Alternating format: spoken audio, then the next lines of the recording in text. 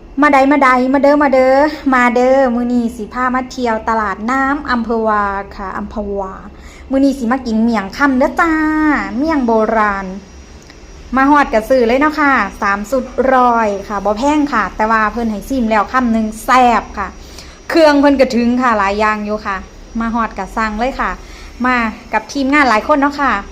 กะสั่งไปคนละสุด2สุดจ้า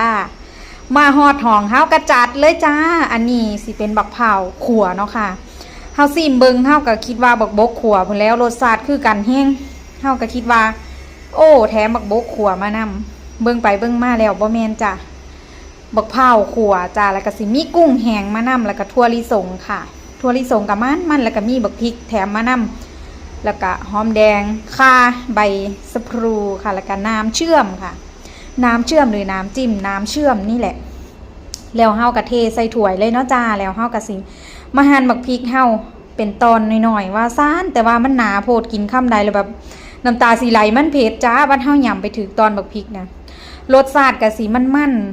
หอมแล้วก็สิมีรสชาติบักนาวแล้วก็เปลือกบักนาวจักหน่อยค่ะพี่น้องแบบ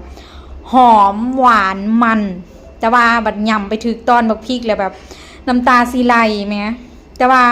มันก็แซ่บนั่นล่ะรสชาติกลมกล่อมมันดีแต่ข่อยบ่ค่อยมากกินหวานแห้งก็เลยบ่ค่อยมากอันน้ำเชื่อมเนาะค่ะแต่ก็แซ่บนั่นล่ะแซ่บว่าจังใดอ่ะคนบ่มากินหวานแม้แต่ว่าแบบมันหวานแห้งแต่ว่าคนที่มากินหวานก็สิแบบเลิศแห้งค่ะใส่ตอนบักพริกลงไปยำฮอดบักพริกย่ำใดแล้วแบบเผ็ดแม่บักพริกพ่นนะแม่อันบักพริกเพิ่นแถมมากก็บ่ได้กินดอกมาเอาบักพริกกะเหรี่ยงแม่บักพริกพ่นน่ะอันหน่วยสุกพร้อมเด้อหั่นก็บ่ได้หั่นตอนน้อยเด้หั่นตอนใหญ่เติบบัดยำไปฮอดบักพริกแล้วแบบน้ำตาสิไหล มาฮอน้ำกันค่ะ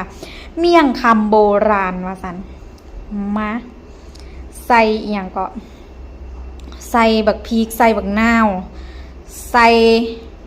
หอมแดงแล้วก็หัวข่าแล้วก็ใส่บักเผาคั่วค่ะพี่น้องแล้วก็ราดน้ำจิ้มเนาะค่ะแล้วก็สิมีกุ้งแห้งบักพริกยำไปยำมาบัดเพิ่นยำฮอดบักพริกเป็นจังใดน้ำตาสิแตกสุดเทือเอารส